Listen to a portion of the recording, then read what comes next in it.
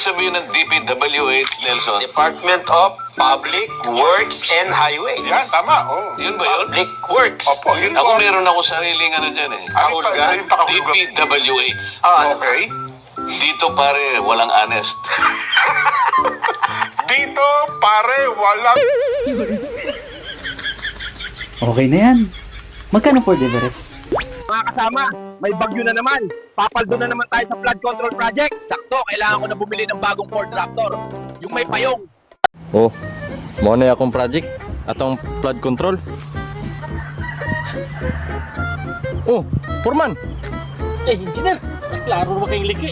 Masig madala pa ni ipatawag na to sa silado. Ito din masig madala na ni, hindi maklaro ni liki. Okay na. Parang karton lang oh. Baka hollow blocks. Buy one, take one.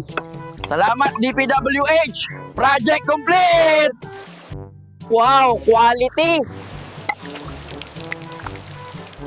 Tinipid pa sa semento. Project complete daw. Bakit nilagyan to ng bakal? Alisin yan. Asan si Foreman? Ha? Alisin yung bakal. Sabi ko, wag lagyan. Palitan ng kawayan para mas tipid. Ibenta nyo sa junk shop yung mga bakal para may pera si Eddie at Patty. Sinong Eddie at Patty? Eddie ako. Patty ikaw.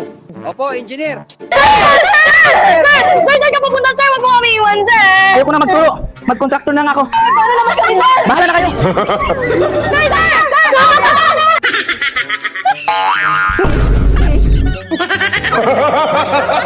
Get one more. Mag-quiz tayo. Oh, kaya nga, 52 million. Oh, 20%, tas X project binigay mo sa Pero akin. di ba nga wala kang in-advance sa tatlo dyan, tapos yung isa from Pero last how much year? sa akin, tas pahingi akong QR, send ko sa'yo. Mamaya na yung sayo. Dito mo nagkakalituhan pa dito eh. Saka anong QR? Cash nga tayo para hindi matrace.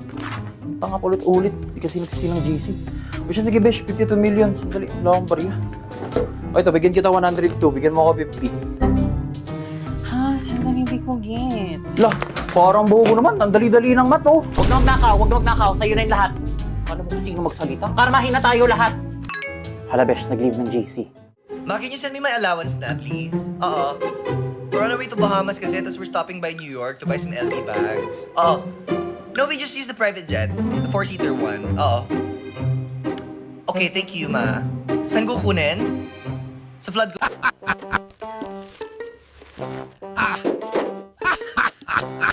Sarap dito sa Pinas. Senator Estrada. Mr. Diskaya, sa dami-dami mong binanggit na pangalan na kongresista, isa lang tanong ko, Senador, meron ba? Your Honor, wala po. Sigurado ka? Safe ka na. Sigurado po. You know, I resent that statement, Mr. Chair. I resent that statement. Safe ka na. Okay. Diba? Safe na. Mr. Chair, wala talaga akong masabi. Wala akong luxurious cars gaya ni Madam at ghost projects gaya ni Sir Invoke. Pero mga sir, maganda po ang misis ko.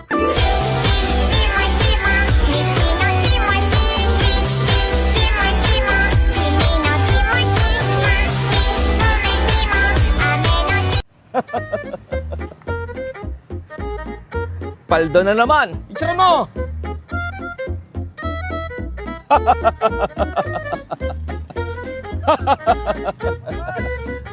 Project. Pangalawa po, pag nag-collapse po ito dahil dinayaw po namin, mas malulugi pa po kami. So napakaliit na natira sa amin sa 5%, 3% ng alam. Pag-collapse pa, kaya ang ginagawa po namin, Mr. Chair, ginagawa po namin ang tama ayon sa plano, ayon sa specs, ayon sa program, ayon sa design.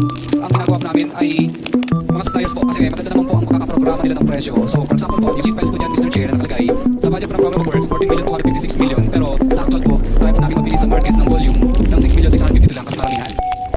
Hindi po ibig sabihin nun ay naniniwala tayo in toto sa mga sinasabi ni Diskaya. Posibleng meron siyang selective amnesia. Ang Senado na magpagrekomenda ng paghahain ng kaso laban sa resource person, ang payo ng aking mga abogado ay huwag magsalita sa panahon na ito dahil anumang pahayag ko sa pagsisiyasat. May binabasa ka ba? Ginawa ko po, Your Honor. Ano binabasa mo?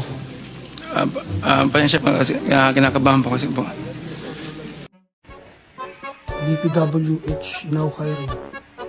Kahit walang experience. Ito na ang hinihintay kong pagyaman. Pabay ako. Ito bang binili mo yung isang luxury car dahil may kasama siyang libreng bayo? Yung payong ko ang gustong-gusto ko. Binili ko yung payong dahil may libre siyang kotse. Yang naman kami sa'yo, ano?